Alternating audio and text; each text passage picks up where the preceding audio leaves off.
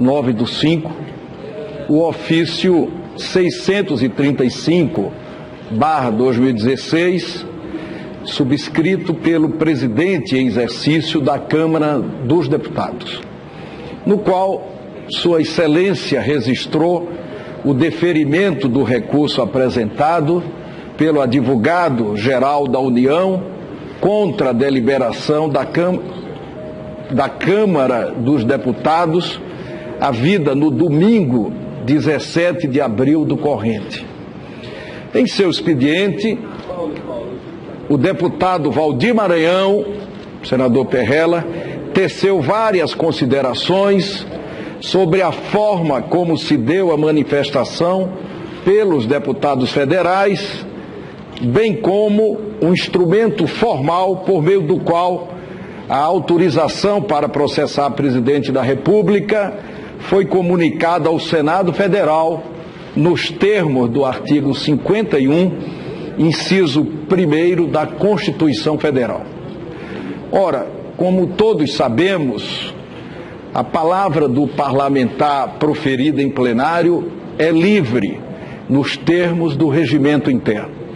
Não caberia a mim interferir no conteúdo dos discursos proferidos pelos parlamentares para, avaliando seu teor, decidir se poderiam ou não anular a deliberação que se seguiu a eles. Vou além, senhores senadores e senhoras senadoras, para tratar do argumento da forma como se deu a comunicação ao Senado, como anular uma deliberação tendo por fundamento o instrumento pelo qual ela foi comunicada ao Senado Federal. Ora, a comunicação é etapa posterior ao ato já concluído. Não poderia a formalidade tornar nulo o ato prévio. Mas ainda, senhoras senadoras, senhores senadores, que aceitássemos tal argumento, ou seja, que a autorização da Câmara deveria ter sido veiculada por meio de resolução e não de ofício, como foi, eu sou obrigado a rememorar as palavras que proferi aqui neste plenário na terça-feira, 19 de abril, sempre procurando me manter na isenção, na imparcialidade e tendo todos os cuidados com a democracia brasileira, conhecendo as dificuldades que historicamente nós enfrentamos na construção desse processo democrático. Na ocasião, na condução deste processo, seguiremos fielmente a Constituição Federal, os acórdãos do Supremo Tribunal Federal, em especial o da ADPF 378, a Lei 10.079 de 1950 e o precedente de 1992.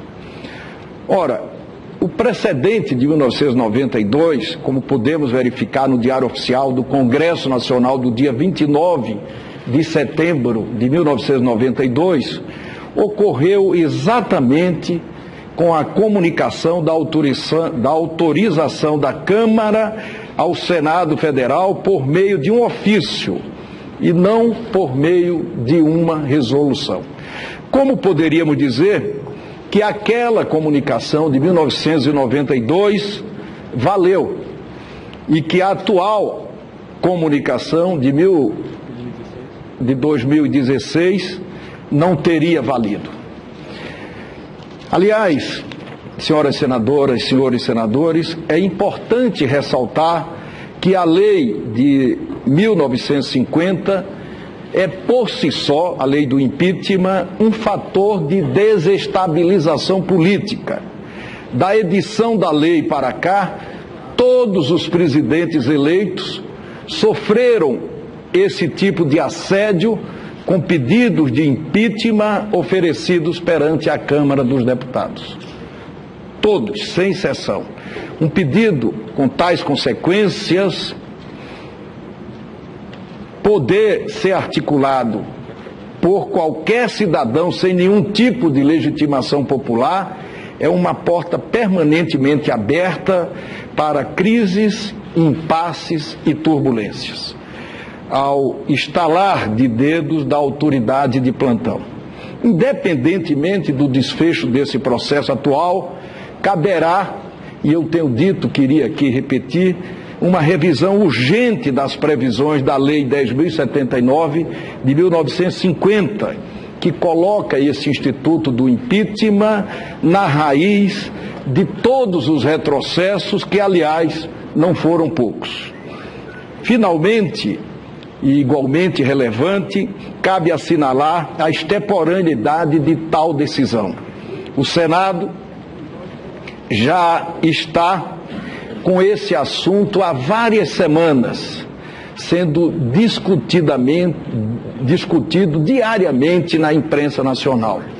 Já houve leitura da autorização no plenário, indicação pelos líderes, eleição dos membros aqui no plenário do Senado Federal, instalação da comissão especial, que fez 9 reuniões, presidida pelo senador Raimundo Lira, totalizando quase 70 horas de trabalho, apresentação, discussão, defesa, acusação e votação do seu parecer. Essa decisão do presidente em exercício da Câmara agora, portanto, é absolutamente intempestiva.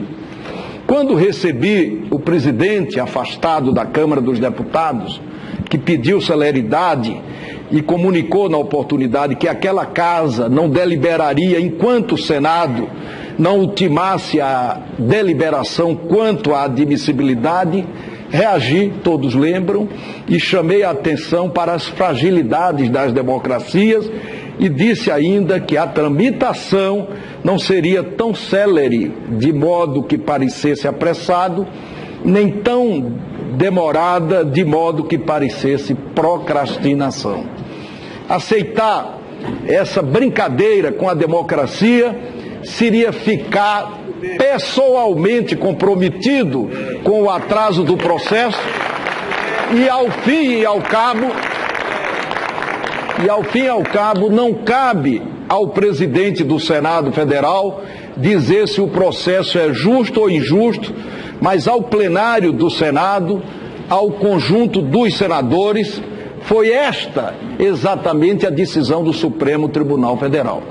Sem falar, por último, do princípio mais sagrado do parlamento, o da colegialidade. Nenhuma decisão monocrática pode se sobrepor à decisão colegiada, tanto mais quando essa decisão foi tomada pelo mais relevante colegiado da Casa, o próprio plenário, e ainda mais pelo quórum verificado. Por todo exposto, deixo de conhecer do ofício número 635 de 2016 da Câmara dos Deputados e determino sua juntada aos autos da denúncia número 1 de 2016 com esta decisão.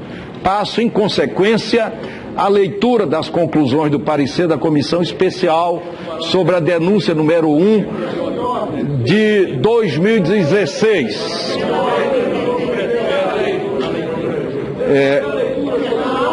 Antes de conceder a